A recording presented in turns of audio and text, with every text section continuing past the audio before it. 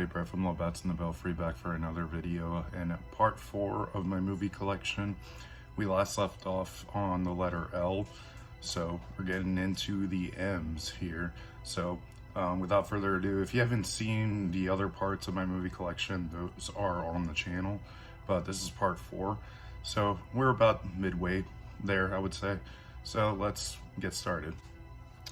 Mad Max Fury Road. I have yet to watch Furiosa, but it is on my watch list. I was pretty excited for Furiosa. It kind of sucks that it bombed at the box office and it wasn't very successful. But then again, Mad Max is a very specific demographic. This is definitely not one. It's funny how it's like in the mainstream, but it's not really a mainstream film that like a lot of people love as far as the franchise goes. So it was kind of disappointing that Furiosa bombed, but then again, it kind of came a little too late. I mean, it was like literally practically 10 years after Fury Road as a prequel story. So I think if it was like, you know, 4 or 5 years after this, I think a lot of people would have been pretty invested in it. But I've heard good things about the movie, so I have yet to check it out, but I will, and I'll most likely enjoy it. But this is, to me, one of the best action movies out of the last like 10-15 years. Really, not a lot of action movies can really hold a candle to it. I know there's some hidden gems definitely out there that are probably up there, but I'm not a huge action movie guy anymore. Growing up, I was more of an action movie guy, but once I started getting into the horror and sci-fi genres, I kind of fell off of like the action movie genre, but here and there, a really good action movie comes along, and this was one of them. Man on Fire. I like this movie. I actually saw it maybe a couple years ago for the first time. My wife really likes this movie, and I mean, for good reason. I actually think it's a pretty solid movie. My main complaint about this movie is just the way it's filmed. A lot of like the shots and everything is like so early 2000s. Like it's definitely a product of its time. It's hard to explain exactly what that means, but just the way it was shot, like there's some really questionable... Guys. There's just some really questionable like camera angles and stuff like that I'm like, why did they do that and why did they think that was a good idea? But anyway, The Man Who Invented Christmas.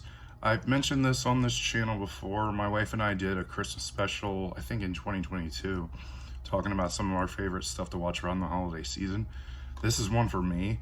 If you're a pretty creative person and just love being creative, this is definitely a Christmas movie that could be up your alley. Dan Stevens plays the author Charles Dickens, and everyone knows the story of A Christmas Carol, but this is kind of like a creative take on how he came up with the idea of A Christmas Carol, and like he could pretty much like, you know, imagine these characters and they kind of come to life in this movie. It's funny that it's like, it is a Christmas movie very much, but it doesn't have really a Christmas atmosphere, I would say, until like the very end of the movie. This kind of has like a October, November type vibe to it because, I mean, fun fact about, you know, Charles Dickens writing A Christmas Carol, he wrote it really quickly. He wrote it within like 6 weeks and it was out, you know, in stores and published like pretty much like the weekend before Christmas or something like that. So like it was a very fast process, and you know, Charles Dickens really needed a hit, and you know, financially they were not struggling, but they were kind of getting to the point where it was like, all right, Charles has got to write a hit at this point. And you know, Christmas Carol is arguably his most memorable work. So it's a fun movie though. The Man Who Laughs. I have not watched this yet. This is one that I've always wanted to watch because this is borderline like one of those movies that almost inspired the Joker.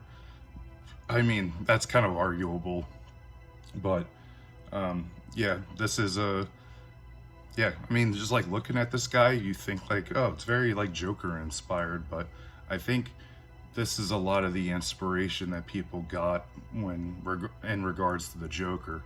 And this is I think it's a silent film, but I've heard of this movie and I was like, I definitely want to check it out. I'm a big fan of like the classic Universal monster movies and even a lot of really old films. And this one just sounded really interesting. And actually, I think even Rob Zombie has a song called The Man Who Laughs.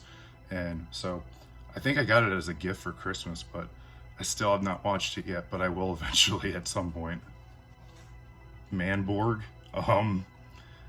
So if anybody in the horror genre ended up watching that movie PG Psycho Goreman, this is the same creators behind it. And this came before Psycho Goreman, but it's called Manborg. And it is extremely low budget. Definitely a really fun B movie though. Like I haven't watched it in quite a while, but I remember when watching it, I laughed out loud in quite a number of moments. This is one of those movies where it is like so bad it's good. And you know, they are definitely coming from a place where they're aware that it is a terrible movie, but yeah, I couldn't help but just really love it, just despite how terrible it looks. And you know, like this cover is practically the best looking thing about the movie, because when you put the movie on, you're like, doesn't really look a lot like the cover. And a lot of like 80s horror tended to be like that. It was like the selling point was the artwork on the VHS. So that's kind of the same thing here. But this is kind of more of like a sci-fi type thing. It has some horror elements in it. It has some gore effects, but very, very sci-fi. But I like it. Mandy. I mentioned Beyond the Black Rainbow, and I have that in my collection. And Panos Cosmatos, this was his second movie, Mandy, with Nicolas Cage. I still really like this movie. This movie is kind of a toss-up for some people. They don't really like how slow it is. Yeah, this is a movie where like the first half is extremely slow and takes its good sweet time going. And the second half is where it's a revenge tale, and Nicolas Cage basically goes on a killing spree of this crazy cult of people, you know, do something terrible. But if you like atmospheric stuff, you probably will take a big liking to this movie. And it's funny because it's like people who think this was too slow, I'm like, watch Beyond the Black Rainbow because that's even slower. But I still enjoy Mandy, and periodically I still want to go back and watch it. So I enjoy it though. I'm a big Nick Cage fan, so you know, can't go wrong with this one. Manhunter. This was made in the 80s. This was basically the story of Red Dragon before the real big Brett Ratner movie Red Dragon came along. I think it was like in the early 2000s or something like that. But this actually has Brian Cox playing Hannibal Lecter. And most people know Brian Cox from Succession. But, you know, he's a lot younger in this, and he's definitely intimidating. And I mean, he's not as iconic as Anthony Hopkins as Hannibal Lecter, but I mean, I think he does a pretty good performance in this movie. And it's been quite a while since I've watched it, but I remember really enjoying Manhunter. And I haven't really watched the Anthony Hopkins Red Dragon. Some people were just like, it's whatever. But I remember really enjoying this one. But if you want like a, you know, Silence of the Lambs, Red Dragon, you know, type story, this is the story of Red Dragon, but you know, a lot of different people are playing these roles, so you may take a liking to it. This is a Mystery Science Theater 3000 special of Manos, The Hands of Fate. And I ended up getting this because I used to work a hoarding crime scene cleanup job, and someone was getting rid of a bunch of movies, and I found this in their collection. I was like, you don't mind if I take it? And they're like, no, go ahead. So I love Mystery Science Theater 3000. And yeah, I'll get around to watching this eventually. But I heard that Manos, The Hands of Fate is a awful movie. Like the worst, arguably the worst movie ever. So I have yet to see the worst movie ever. But yeah, I have it in my collection. All right, I'll show these off together. This is Masters of Horror, the TV show. Volume 1 and Volume 2. These were like mini movies from a lot of horror directors. I hate to say it, but most of them aren't really that great. I've talked about this. I made a video specifically on this show, on this channel, showing them off. And I talked about the one really worth watching is John Carpenter's one called Cigarette Burns. And I love that one. That one's just about like this film that was shown to only a certain amount of people. Then it was banned because it made them do some insane things after, like, in the middle of watching it. And that's like a fascinating concept to me. So if that hooks you, watch John Carpenter's Cigarette Burns. You can probably find it streaming somewhere online, but yeah, I think it's in the volume 1 of this one. But yeah, I mean, volume 1 and volume 2 look pretty similar, but you know, whatever. But yeah, I mean, most of them really aren't worth your time besides Cigarette Burns. And it's a shame because it was like, oh, you made this like horror television show that was an anthology in the mid 2000s, you know, of all these famous horror directors doing these mini movies. You're like, sounds awesome, but really most of them aren't that good. Martin, this is a George A. Romero film. I started watching this one day, but I had started it at a time that I shouldn't have started watching a movie because I think I had to be somewhere, but I never picked it back up. But this is one of George A. Romero's like more underrated films. And yeah, one day I'll get to it, but I hear it's really good. All right, we're gonna get extreme here. Martyrs. And this is the foreign version. They tried to do a American remake, I want to say like about a decade ago, and people said it was like such a watered down version of this one.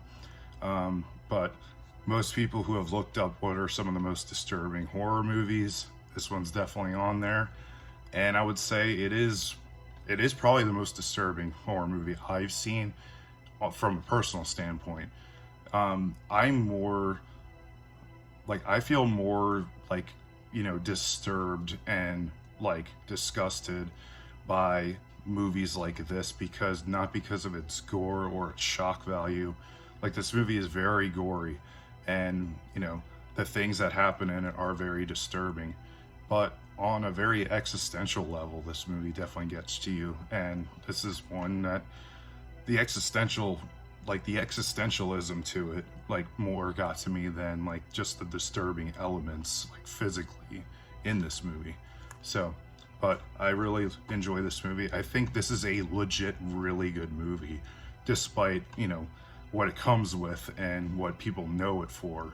But if you're able to get a lot of the violence and the shock value, like, kind of away from you a little bit, and kind of pay attention to how the film is made and everything, it's a really well-made movie. May. This is a pretty underrated horror film, but I mean, it is the name of the character, the main character in the movie. She's kind of this like social outcast, doesn't really make a lot of friends, has a hard time making friends, and a lot of it has to do with she has kind of this doll in like this glass case. And if you want just like a horror movie that's more of like a character study, this is one to check out. Men. My wife and I watched this. She bought it for like a horror movie night. I would say it's definitely an A24 movie. It's definitely a slow burn. Yeah, I would just say the most memorable part of the movie is towards the end, and if you've seen it, you know what I'm talking about. You know, a lot of these A24 movies, you know, they ramp up things at the very end, and then they do some kind of disturbing stuff. I didn't think this was a bad movie. I just thought it was just it was okay. And I mean, there's other A24 horror films I think are much better than this one, but I don't think it was that bad. The guy who plays the main, like the guy on the front here, I know him from Penny Dreadful, but he plays a lot of different type of characters in this movie, and I think he does a really good job with that. But yeah, definitely an interesting watch. Adventures of Milo and Otis. This is more for my wife. As you can see, this is still wrapped in the plastic. I think my wife bought it from Goodwill because she just wanted to own it.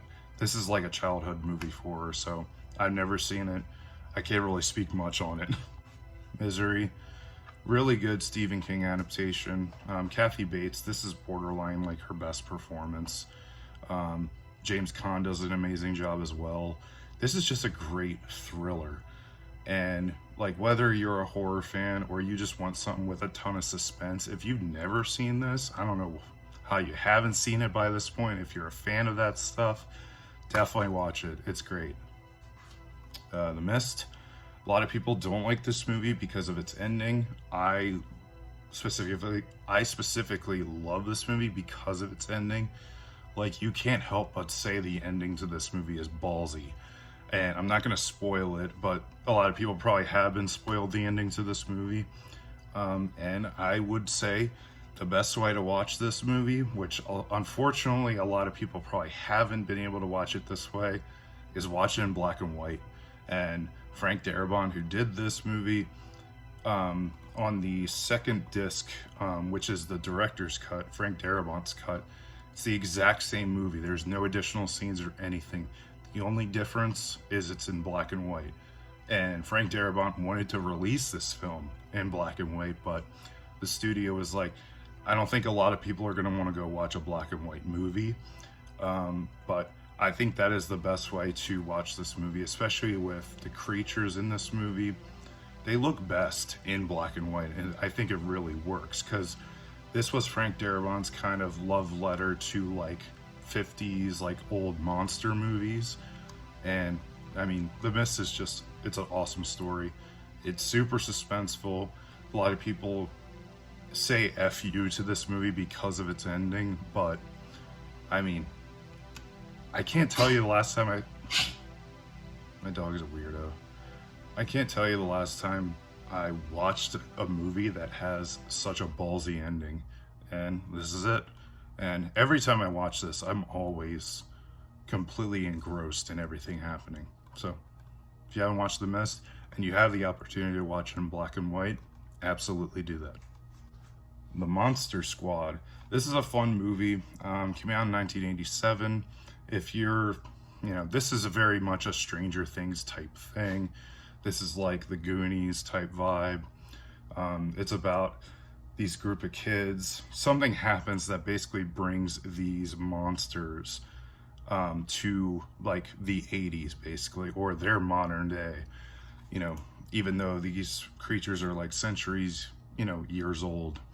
But it's pretty much, like the Universal Monsters meets Stranger Things, and it's very lighthearted.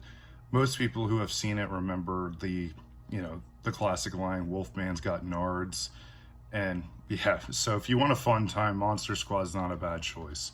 I think because of the Stranger Things fame, some people who never saw this movie might go watch it and be like, it's just Stranger Things again. But it's still a fun time, I think. Moulin Rouge, I've never seen this. I don't know.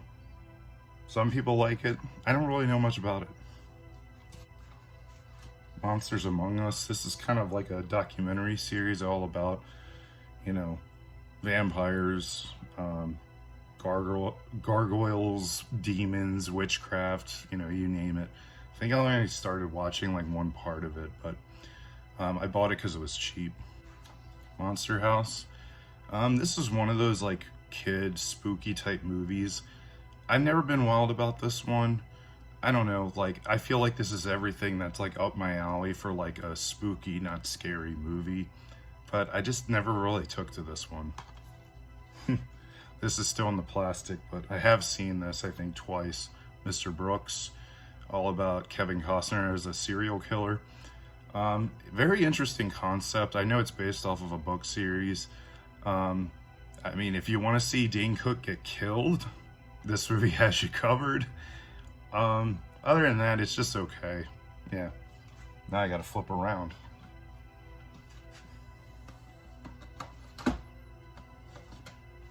My Girl. I saw this, I think, a year or so ago, thanks to my wife, and it's a very, very good movie. Also a very sad movie, but I really like this. My summer story. So I did like a cool new stuff video a little while ago, and I mentioned that I bought this. My summer story is the kind of official but unofficial sequel to A Christmas Story. The only thing that is really tied to the first one is it has the same narrator who wrote the story of A Christmas Story and who did the narration for A Christmas Story. But all the cast is different in My Summer Story, and I have to say, I bought this not expecting, super great things, because I really didn't hear much about it. This movie sucks. Like, I think there's a reason why a lot of people don't remember this movie, is because it really sucks. The character who plays the dad, now the dad in the original Christmas Story, he was like kind of loud and like, would get like all bent out of shape over things, but he had a real charm to his character. Like, he actually was a human being. Like, you didn't just see this like rambunctious side of him. The dad in this movie is like 90 minutes, basically, exactly. The dad just screams the entire movie. All of the plot points make no sense. It's like it was probably dated for the time this came out. The mom is obsessed with collecting gravy boats. Like, this sounds way more interesting than it really is. And like Ralphie's obsessed with like these spin top things that were, I think, in the 50s or something. But this movie is awful. Like, don't bother with it. I spent like $15 on this because I just wanted to see like what was the official sequel to A Christmas Story like.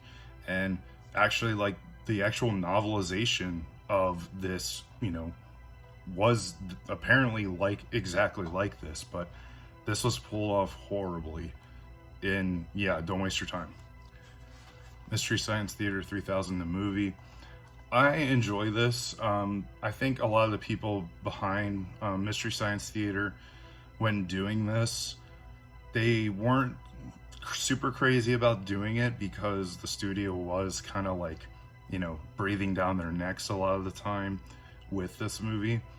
And I think with the TV show, they kind of were just like, all right, guys, do your thing. And, they would put it out. And this, it was kind of like, I think they were really like pigeonholed on like certain things they could do. I remember watching the special features and they were saying a lot of stuff like that. But yeah, this, the movie version, I think they watched the movie This Island Earth. And yeah, it's very, I still enjoy this. I enjoyed this. I only watched it once, but I might watch it again.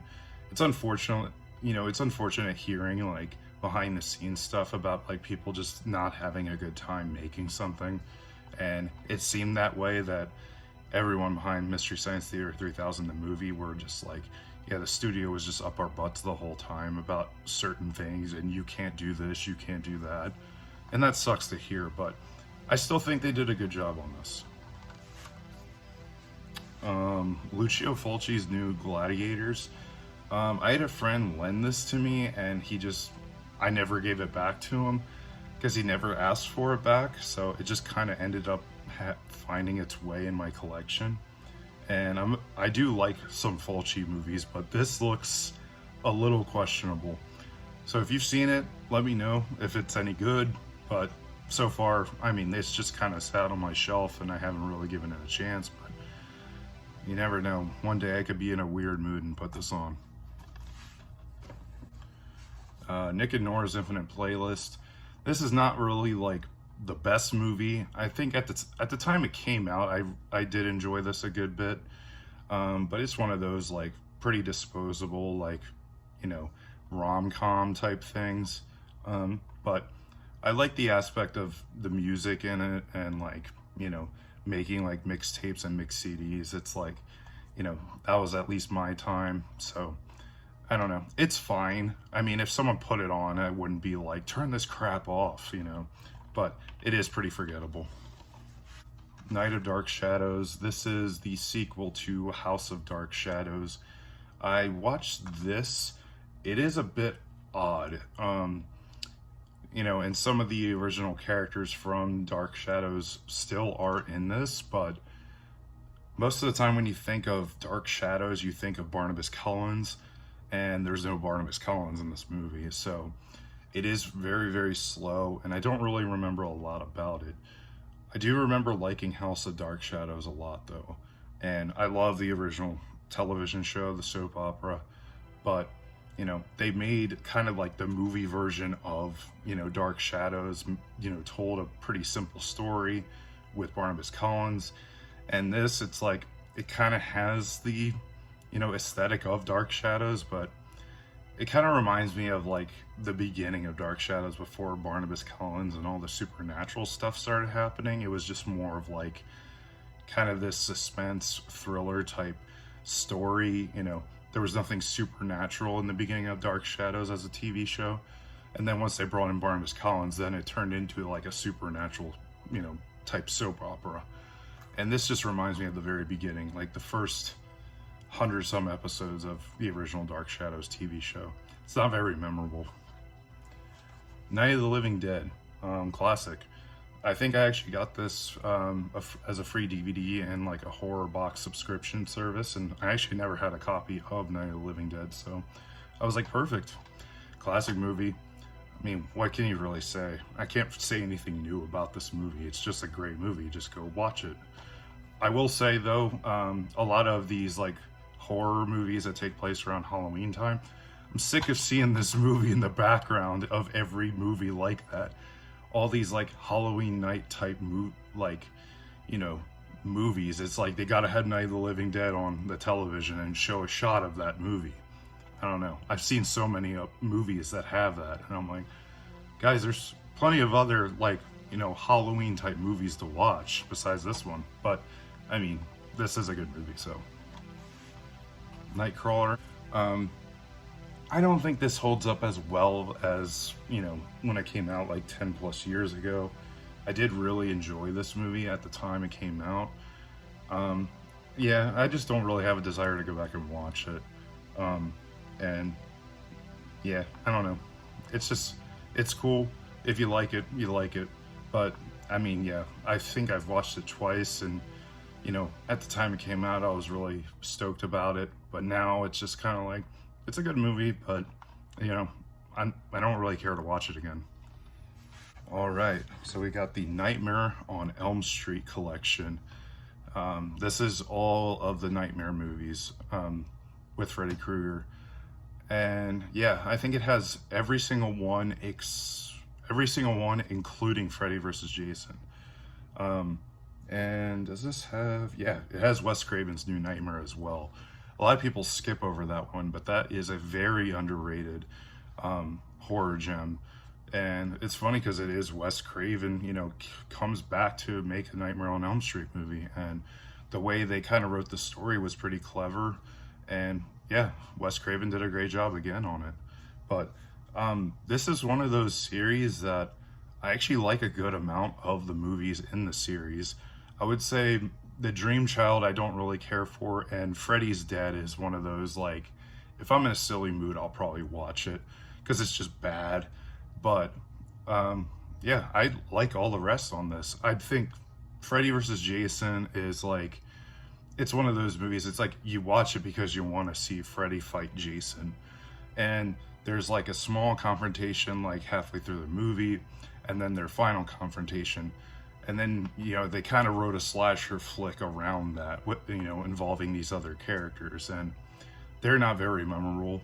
But yeah, it's one of those movies I still enjoy watching. Like, I just love the over-the-top, like, gore and ridiculous stuff. It's just like, they literally like rip each other's guts out and they're still fighting each other by the end of it. It's just funny. But yeah, I mean, all the Nightmare, pretty much most of the Nightmare movies except The Dream Child, I enjoy. Nosferatu, I'm excited for the remake with Robert Eggers, you know, doing the remake coming out Christmas this year. This is still a great movie. I mean, if you're not into the silent era of movies, you'll probably hate this, but this movie has such awesome imagery throughout, and that's the reason to watch it. And also just like when you think of silent pictures, music really carried a lot of those movies, and the music in this is really, really good. And yeah, what's his name who plays Count Orlok? Everyone refers to this guy as Nosferatu thanks to SpongeBob, but his actual name is Count Orlok. And this is basically a retelling of Dracula. But yeah, I enjoy this, and I'm really looking forward to the Nosferatu remake. All right, moving on to the O's. This is my wife's, but I bought her all 3 seasons of this show called Odd Mom Out. It actually is a pretty funny show. It is a bit jarring sometimes, so you have to really be in the mood for like a crazy show. But yeah, it's all about this mom who's just like surrounded by, these privileged moms, these rich moms and everything. And she's just this like mom who likes weird stuff and is totally out there. It's a fun show. I've watched a few episodes with my wife and she enjoys it. It's funny because when she first mentioned this show to me, I was like, I never heard of that show. Like, where was it on? Like, what was it on? And she was like, I have no idea. So it was a show on Bravo. And then I was like, oh, well, I found the DVDs. I'll just buy you the series. So it was a 3-season show. Yeah, not a lot of people really heard of it, but it is kind of funny. Out Cold. This is a movie from my youth. I thought was absolutely hilarious, and still to this day I still think this is a really funny movie. This is quite the low-brow type comedy, like of the early 2000s, that genre, like American Pie and Not Another Teen Movie. You could group this in with that, but I always thought this movie had a certain charm to it.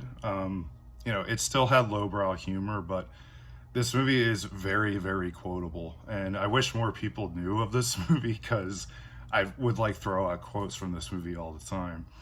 But yeah, I mean, this is a great winter watch as well. If you were like, a kid growing up in the 90s to the early 2000s, it had a lot of those like bands like Sum 41. It had a lot of those like alternative like pop punk bands, and there's music like that throughout this whole movie. I still think it's a great comedy. I mean, it's nothing like spectacular, but it's fun. If you want a fun movie, I recommend it. Over the Top. This movie, when I worked at FYE, I bought this for like $1, and I had watched it for the first time, and I was like, this is the ultimate cheese. Not a good movie, but I absolutely love this movie. And if you don't know anything about it, it's an arm wrestling movie, and it pretty much has to do with like a father and son's relationship. Like Sylvester Stallone's character, he's kind of like a stranger to like his son, but he's trying to like rebuild his relationship with his son, and so they kind of do that through arm wrestling and this arm wrestling competition. It's as corny as it sounds. You have a dude who like drinks motor oil randomly in the movie to try to show off his machismo. I don't know, but it's funny. And like, Sylvester Stallone's character, he has like this hat, and anytime he's like getting down to business on arm wrestling, he turns it around and he's like, it's like I turn into a machine when I do that. It's the dumbest thing ever, and I love it. All right, moving to P's. We're on a roll today. Psycho Goreman. I mentioned Manborg earlier. Psycho Goreman is such a funny movie. Just this super extremely violent creature from outer space ends up stuck with these like 2 kids, like 2 like 10-year-old kids, just like bossing them around and everything. It's a total fun movie. It's funny because it's like you feel like kids should watch it, but like with all the extremely violent content in it, you're like, yeah, kids shouldn't watch this. But maybe like if you're like 12 years old, maybe you could get away with, having them see it. But it is just at the forefront, just a fun and very funny movie. P.S. I love you. I don't really know if we have this. I don't even think Kelly likes this movie, but I could be wrong on that. Pan's Labyrinth. I really enjoy this movie. I love Guillermo del Toro's like approach to horror, how he like combines fantasy with horror so well.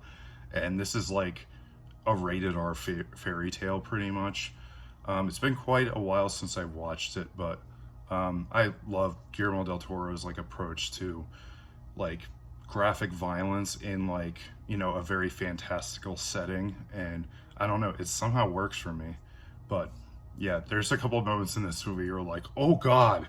And yeah, but that's Guillermo del Toro for you. If you haven't watched any of his movies, just know that's like, this guy's gonna put you in a very fantastical world, but you're gonna see some gory stuff happen.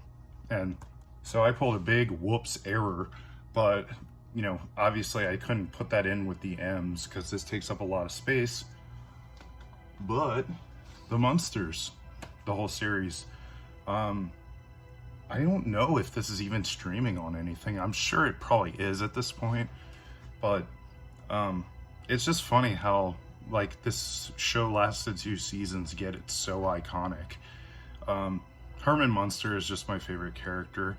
I would say if I have any criticism towards the classic show, I would just say some of the episodes, like if you start watching episodes in a row, a lot of it is like so focused on Herman and like his antics and such.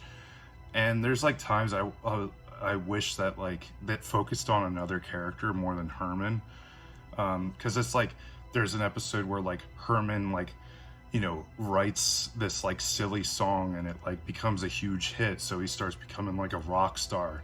And then the next episode is like, oh, Herman accidentally stumbles upon this wrestling event and then all of a sudden he's a wrestler now.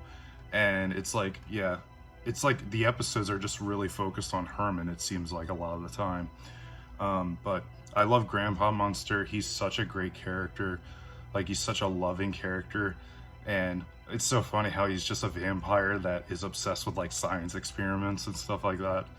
I love Lily Munster as a character too. I think with all the antics Herman gets up to, it's like, it's shocking how like she didn't divorce him because he's just so ridiculous. Marilyn Munster was played by several people, I think. Yeah, a couple different people played Marilyn Munster. And it's kind of a shame because she was kind of just like a character in the background.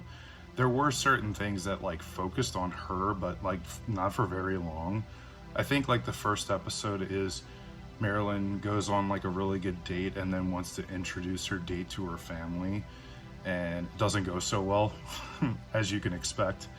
And I like Eddie Munster as well as a character.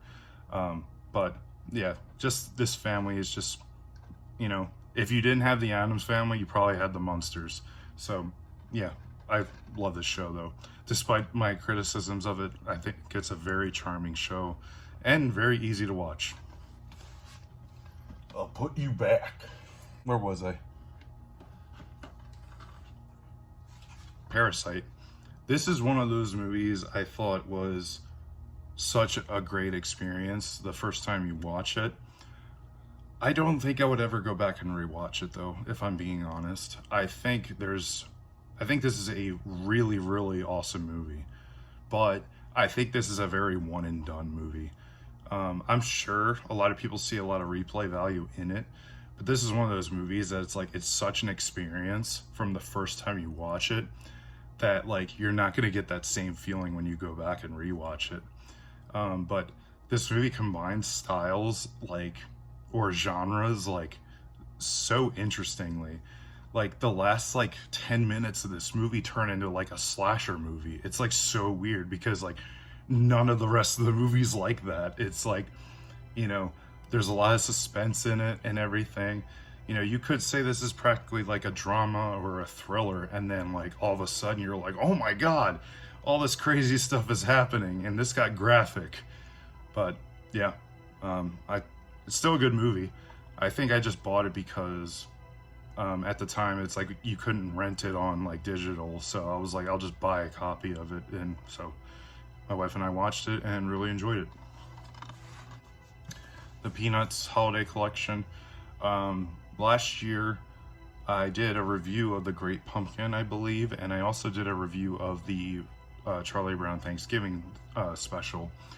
And I was going to do a review on the Charlie Brown Christmas special. I think time got away from me though, because I didn't have time to do that. It's funny though, because it's like I watch these, holiday specials every year. And yeah, so I'm hoping this year with Christmas, I'll get around and do a review of the Charlie Brown Christmas special. But yeah, I love these. They're great. Pearl. I love this movie, and I really want to rewatch this. When I watched X, I was like, it's good, but it didn't really pull me in, or never really had the urge to go back and watch X again. But with Pearl, I was like, Mia Goth did such an amazing performance in this movie that it was just so entertaining that I do want to go back and rewatch it. And I enjoyed Pearl way more than X. And now that Maxine is now out, a lot of people have kind of complained about Maxine being like, it's not really a horror movie, it's like a crime thriller. I'll get around to watching Maxine, and I'm sure I will enjoy Maxine to some extent, kind of like I did with X. But yeah, X didn't like really wow me, but Pearl, like as far as a performance, Mia Goth did an amazing job with this movie. So yeah, definitely want to rewatch it. Pig. A lot of people who have seen this movie probably think it's very boring. This movie, on an emotional level, really struck a chord with me. Especially if you've seen this, most people will mention the restaurant scene where you see a legit great performance out of Nicolas Cage, in this movie, and you actually see a character and not just like, oh, this is Nicolas Cage being crazy, because he does like a bajillion movies a year. But with this material, you can tell he really cared about it. And he even said in an interview, like his favorite movie that he's done recently is this. And yeah, I mean, if you don't know anything about it, it's about Nicolas Cage. He lives out in the woods. He's basically a woodsman. He has this pig that hunts for truffles, and he sells it to this person because they're really hard to come by. So that's his way of kind of, keeping a roof over his head and making money. But people come kidnap his pig. And so I think a big amount of criticism towards this movie was because people were expecting, oh, John Wick, but with a pig. This movie is polar opposite of that. This, a lot of people, I agree with what they're saying. People say this is like an anti-revenge movie, and it very much is. And with how Nicolas Cage carries himself, and there's just a lot of messaging in this movie about questioning people's authenticity. And yeah, especially the restaurant scene with the chef that comes out, and everything that Nicolas Cage asks him, he's like, do you like this kind of cooking? And the first response the chef gives is, it's cutting edge. He doesn't even say that he likes doing it. And Nicolas Cage basically just peels this guy back, like breaks this guy down to being like, you're not being you. But it's like, that's not what that guy really cares about. It's like, he wanted to do this, but he felt like he couldn't do it because it wouldn't have been a good business decision or whatever. And that's why I love the messaging of this movie, of being like, who cares what other people think? Do things that make you happy. And even if people don't think it's a good idea, if you believe in it, do it. And yeah, I don't know, I got like such a powerful message from this movie from that. And yeah, this is a very sad movie, especially with the way it plays out. But yeah, it really got to me. So if you haven't watched it, go in expecting not an action movie. I'll say that. Just don't expect an action movie and you might like it. Pink Flamingos, I've yet to see this. One day I will get to it, but most people know it's like kind of a pretty gross and disgusting movie, but yeah, I'll get to it. Planet Terror, this is pretty much like a kind of like action horror type movie. This was one of the entries in the like Grindhouse double feature, this and Death Proof. I never really finished Death Proof. It was definitely a very like Quentin Tarantino type endless dialogue type movie, and I was kind of not in the mood for that. Planet Terror I get some enjoyment out of, though. It's just kind of B movie schlock, and I think it's fun. This is actually a band's DVD, and that's Powerwolf, The Monumental Mass. This band, they did this big like concert, but during the pandemic, and they basically did this like live concert like spectacle, but not in front of an audience, but they filmed it, and it's pretty awesome. I am mad though, because when this was shipped to me, it came really dented like that, and I didn't do that at all. But this is a cool DVD, and if you like power metal and, you know, like really big bombastic music, you can see some of the performances like on YouTube and such, but this is a cool DVD. Point Break, fun movie. I enjoy it. I don't know why they bothered remaking it. This is one of those movies I didn't think you could possibly remake and really make it good in any regard. This is a very like lightning in a bottle type film to me, but I love Keanu Reeves, and yeah, this is a fun movie. I got the Predator triple feature collection, which is Predator 1, 2, and then the 2010 movie Predators. I still want to sit down and watch Predator 2. It looks really interesting to me. I really haven't heard much about Predators at all.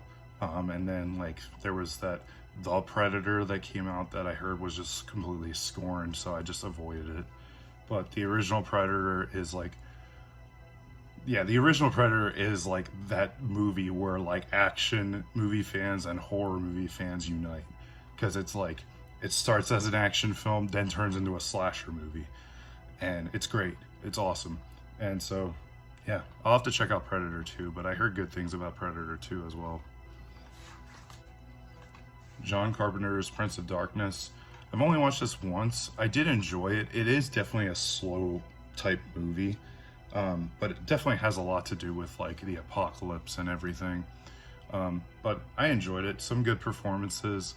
I don't think it's among Carpenter's best. I love the score that he did for it, but I don't think it's among one of his best movies. But it is enjoyable. If you're a Carpenter fan, it's definitely one to check out. Alright, so I have Psycho, and then the Psycho sequels, which this has Psycho 2, 3, 4, and I think this was a TV movie, Bates Motel. It's not the TV show Bates Motel that came out way later. But obviously, original Psycho classic. I really enjoy Psycho 2. I think Psycho 2 is a really, really good sequel to such a classic, iconic movie. Psycho 3, if you're in like a slasher movie type feel, that's one to check out. Psycho 4 is more about Norman's kind of upbringing and such, and so if you want like an origin story, Psycho 4 is a good one to check out. And yeah, Psycho 4 oddly has a pretty happy ending, but I didn't watch this Bates Motel. But yeah, the Psycho series is like one that's like, I like all four movies, you know, for better for worse. But yeah, the original Pumpkinhead with Lance Henriksen. I can't talk today. Lance like ends up losing his son, I think, and so to get vengeance, he like basically awakens this creature of Pumpkinhead, and once he does that, he realizes he made such a horrible mistake. And yeah, I love the creature is good. I don't think it's like an amazing movie, but I think the concept of this creature and the story, I think, goes a long way. But the movie of itself is just okay. Punch Drunk Love, this is a really good movie. Practically Adam Sandler's like best performance in probably quite some time, or maybe ever. But yeah, this movie's a lot of fun, and yeah, I definitely want to check it out again sometime. But this is one of those few times where I watched an Adam Sandler movie and I'm like, wow, I see a character and not just Adam Sandler going poop and, you know, saying stupid crap. You know, he actually puts on a good performance here. I think when Adam Sandler cares, he's good. All right, I'm gonna finish up with the P's and call it a day because I'm been talking for almost an hour. Last one is Puppet Master Collection. I've seen the first one. I don't really remember much about it, but this has 9 Puppet Master movies, which is insane. I mean, then again, it's like, you know, with these like little dolls and stuff, I'm sure you could make 9 movies out of it, no problem, and, you know, not spend a ton of budget on something. But I remember the first one, like, I remember liking it. I just don't remember what happened in it. But yeah, I was like, you know what? I might as well, I'm a horror fan, I might as well own most of the Puppet Master movies. So yeah, that's gonna wrap it up here for part 4 of my movie collection video. I tend to ramble a lot. That's why I break these up into parts. So I hope you enjoyed this. If you did, give me a thumbs up. Subscribe to the channel if you like a lot of spooky horror stuff. I tend to be all over the place. I talk about a lot of stuff on the channel, but at my forefront, I'm just spooky at my core, and I like horror a lot. So, I mean, look out for future videos as far as that goes. But yeah, and hit that bell, because I feel like a lot of people who are subscribed to the channel aren't even aware when I have new videos go out. So hit that bell, that way you don't miss any future videos. And I want to thank you all for watching, and I will see you in a future video. Bye.